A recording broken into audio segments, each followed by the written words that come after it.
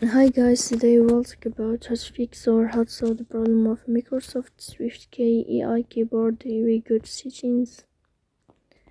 In this page, we go to apps, default apps, app settings. On above, you will search about Microsoft SwiftKey AI keyboard. Then we can click on first stop.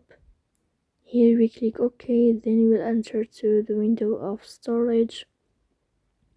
Then we click on clear cache, but pay attention, don't click clear data because that can delete your account.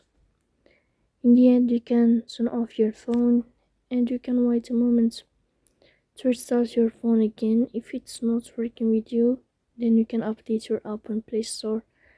So please don't forget to support us by like and subscribe. See you next time in another video, and thank you for your watching.